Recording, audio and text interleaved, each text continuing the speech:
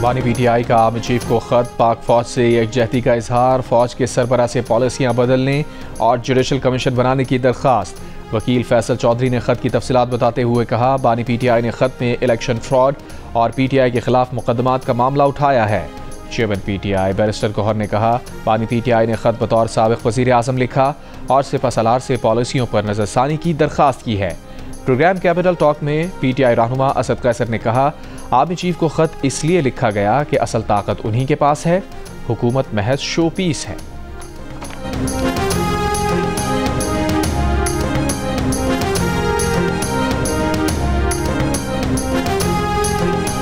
वज़ीर आज़म के सियासी मुशीर राना सना का कहना है कि बानी पीटीआई के आर्मी चीफ के नाम खत का मकसद फ़ौज और अवाम के दरमियान फ़र्क डाला जाए या फ़ौज और उसकी कमांड के दरमियान गलत फहमियाँ पैदा की जाएँ।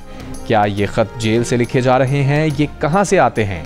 बानी पीटीआई को सियासी जदोजहद करनी है तो पार्लियामेंट में करें। प्रोग्राम आज शाहजेब खानजादा के साथ में गुफ्तगू।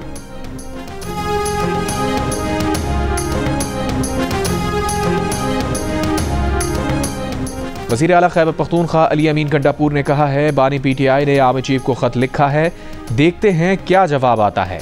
मेरी 1-2 रोज़ में फिर मुलाकातें होंगी, फिर बताऊंगा कि मामलात नीचे आए हैं या आगे बढ़े हैं।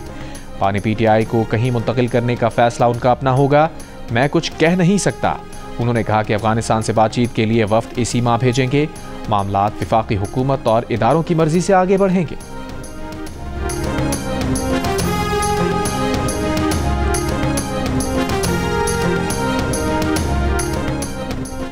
पंजाब, खैबर पख्तूनख्वा और सिंध के बाद बलूचिस्तान असम्बली ने भी ज़रई आमदनी पर टैक्स का बिल मंजूर कर लिया।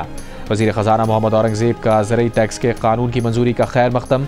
कहा, अब हम IMF के शशमाही जायजे में अच्छी पोजीशन में होंगे। टैक्सेस का बोझ सिर्फ तनख्वाहदारों और मैन्युफैक्चरिंग सेक्टर्स तक महदूद नहीं रख सकते।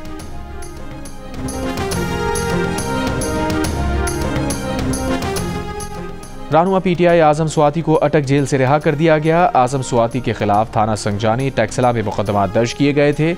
Lahore high court Rawalpindi bench ने आजम खान स्वाति की 30 जनवरी को जमानत मंजूर की थी।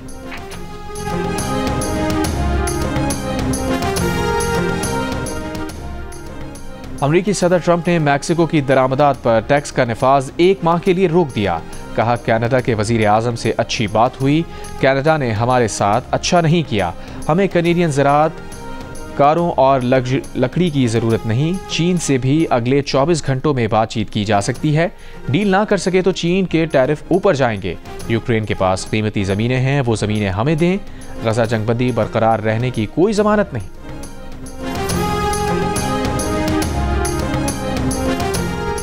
पेशावर के इलाके नौथिया में महफिल मौसीकी में पुलिस का छापा, ख्वाजा सराओं का एहतजाज।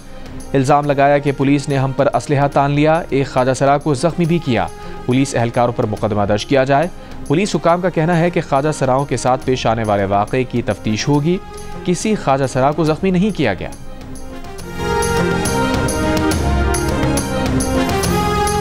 नहीं है, हम सियासत कर लेंगे, लेकिन आज कौम के ऊपर जो एक बड़ा चैलेंज है, उसको हम सब इत्तेफाक के साथ उसका मुकाबला कर लें, मुल्क में अमन कायम कर लें, तो फिर सियासत भी होगी और फिर इंशाअल्लाह सियासी मैदान सजेंगे।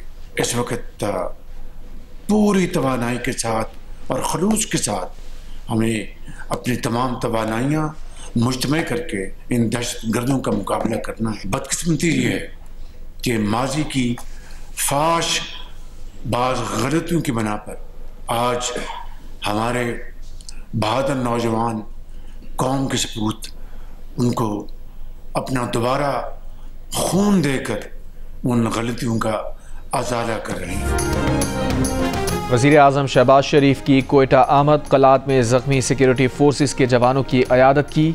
अमन व अमान से मुताल्लिक़ इजलास में शिरकत। कहा, हमारे सपूत माजी की गलतियों का खून का नजराना पेश करके अजाला कर रहे हैं। ये सियासत का नहीं, कौम को दरपेश दहशतगर्दी के चैलेंज का मुकाबला करने का वक्त है।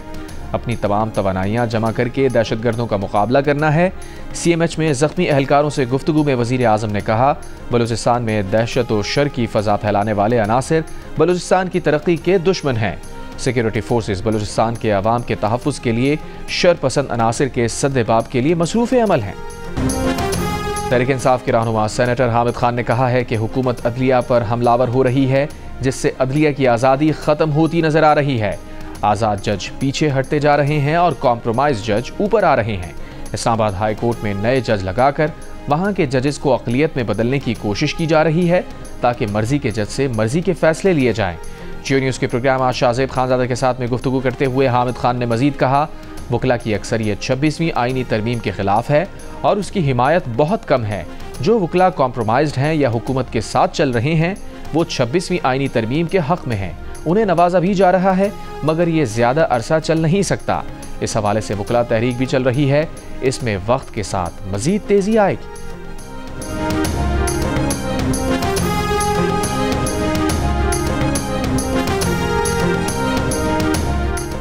लाहौर हाई कोर्ट बार ने जजेस के तबादले का नोटिफिकेशन मुस्तरद कर दिया। बार के ओहदेदारान ने कहा, जज साहिबान ने इस मसले पर स्टैंड ना लिया तो उनकी वक़्त ख़त्म हो जाएगी। Vice chairman Punjab bar council Irfan Tarar और चेयरमैन एग्जीक्यूटिव कमेटी फारूक टोकर ने तबादले की तारीफ़ की। कहा, दूसरे सूबों से इस्लामाबाद हाई कोर्ट तबादला विफाकी किरदार की बहाली की जानिब अहम कदम है। Sindh high court bar association Hyderabad ने भी जजेस के तबादले के इक़दाम को आईनी करार देते हुए सराहा। कराची बार एसोसिएशन ने कहा, जजेस ट्रांसफ़र का इक़दाम कबूल नहीं किया जाएगा। अदलिया की आज़ादी पर शब खून मारा गया है।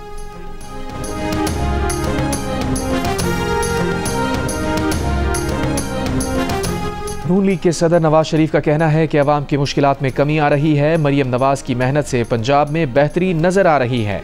पंजाब के मुख्तलिफ शहरों से ताल्लुक़ रखने वाले अरकान असम्बली से बातचीत में नवाज शरीफ ने कहा, नून लीग के अरकान उनकी ताकत और इज्जत हैं। इस मौके पर वज़ीर आला पंजाब मरियम नवाज ने कहा, पंजाब वाहिद सूबा है जहां रोटी 12 से 14 रुपए में मिल रही है। उनकी कारकर्दगी पर सबसे बड़ा चेक अवाम और नवाज शरीफ हैं। वज़ीर आला पंजाब की रावलपिंडी रिंग रोड दिसंबर तक मुकम्मल करने की हिदायत।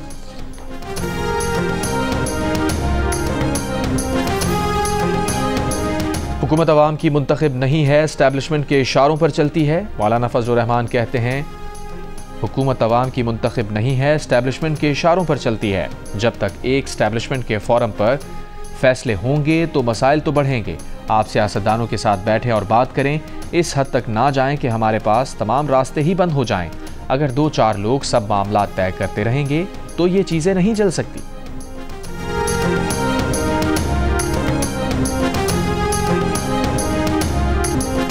पीटीआई का 8 फरवरी को मीनार पाकिस्तान ग्राउंड में जलसे की इजाज़त के लिए लाहौर हाई कोर्ट से रुजू। पीटीआई के मीनार पाकिस्तान ग्राउंड में जलसे की इजाज़त के लिए दरख्वास्त समाअत के लिए मुकर्रर।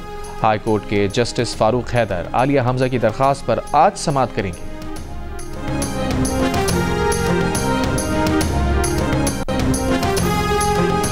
मुल्क भर में आईसीसी चैंपियंस ट्रॉफी के टिकट्स की फरोख्त शुरू हो गई। ऐसा लगा जैसे लूट सेल मच गई हो। कराची, लाहौर, रावलपिंडी, इस्लामाबाद, हर जगह क्रिकेट के दीवानों की लंबी लंबी लाइनें लग गईं। शायकीन के दरमियान टिकट हासिल करने का मुकाबला। जिसको टिकट मिला वो खुश, जो नाकाम रहा मायूस हो गया।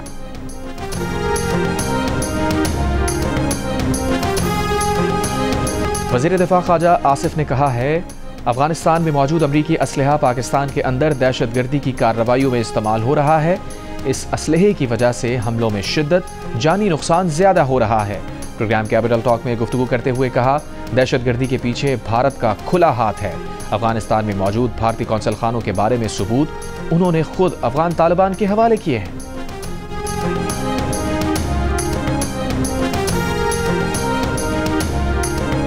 वज़ीर आला KP अली अमीन गंडापुर ने कहा है, अफगानिस्तान की वजह से खैबर पख्तूनख्वा मुतासिर हो रहा है। वफाकी हुकूमत को एतमाद में लेकर अफगानिस्तान जाएंगे। पेशावर में सहाफ़ियों से गुफ्तगू में कहा, सूबे में अपनी ट्रांसमिशन लाइन शुरू कर दी है, 600 मेगावाट बिजली देंगे। ये भी कहा कि बानी PTI का उन पर एतमाद है तो बतौर वज़ीर आला यहाँ बैठे हैं।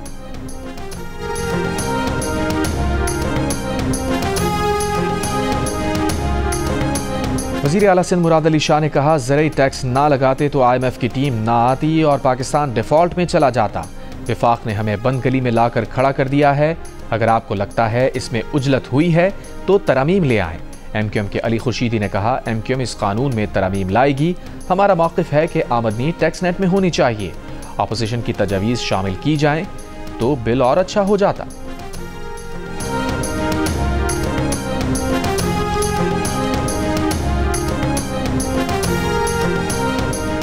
वज़ीर इत्तलात अता तारर की पैका एक्ट पर मुशावरत की तजवीज़, साथ ये भी कहा कि अगर सहाफ़ी समझते हैं कि उनकी हक तलफी हो रही है तो वो हाई कोर्ट जा सकते हैं। वफाकी वज़ीर ने सवाल उठाया, पैका कानून में क्या फेक न्यूज़ रोकने पर एतराज़ है? बोले, सहाफ़ी बरादरी का इस्तेहसाल नहीं होगा, आप तजवीज़ दें। पैका एक्ट में तरमीम पर बेहतरी लाई जा सकती है। गवर्नर सिंध का ताजिकिस्तान के सफ़ीर के एजाज़ में शाइया, सियाहत के फ़रोग़, सकाफ़त और वफूद के तबादलों पर तबादला ख्याल। गवर्नर सिंध कामरान खान रिसोरी ने कहा, पाक ताजिकिस्तान वफूद के तबादलों से ताल्लुकात मज़ीद मुस्तहकम हो रहे हैं। ताजिक सफ़ीर बोले, दो तरफ़ा ताल्लुकात खित्ते की खुशहाली में अहम किरदार अदा कर रहे हैं। कुरम में क़याम अमन के लिए पेशावर में जिरगा फ़रीक़ैन का सड़कें खोलने और जिरगे की मज़ीद नशिस्तें करने पर इत्तफ़ाक़। एक दूसरे के साथ मुकम्मल ताउन की यकीन दहानी। अमन मुआहिदे के तहत अब तक 26 बंकर्स गिराए जा चुके हैं। खाने पीने की अशिया और दीगर सामान लेकर 130 गाड़ियों का काफिला कुरम पहुंच गया।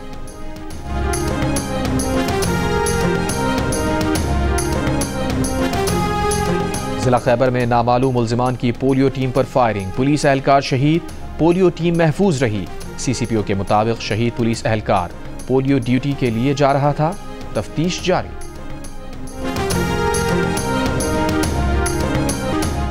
इसराइली फौज की 15 माह से जायद की बमबारी से गजा में 61,000 से जायद फलस्तीनी शहीद हुए। गजा हुकाम की रिपोर्ट, मजीद 14,000 से जायद लाशें अब भी मलबे तले दबे होने का इम्कान। इसराइली वजीर आजम का दौरा वाशिंगटन, सदर ट्रंप से मंगल को मुलाकात होगी। जंगबंदी के दूसरे मरहले पर बात होगी। नेतन्याहू के दौरा अमरीका के खिलाफ यहूदी राहिबों का व्हाइट हाउस के सामने मुजाहरा।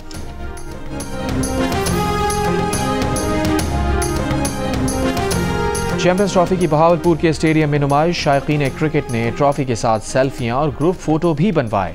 तारीख में पहली बार बहावलपुर में आईसीसी ट्रॉफी की नुमाइश पर शहरियों का खुशी का इजहार। नौजवानों का ढोल की थाप पर रक्स। आईसीसी चैंपियंस ट्रॉफी का आगाज 19 फरवरी से होगा। पहला मैच पाकिस्तान और न्यूजीलैंड के दरमियान खेला जाएगा।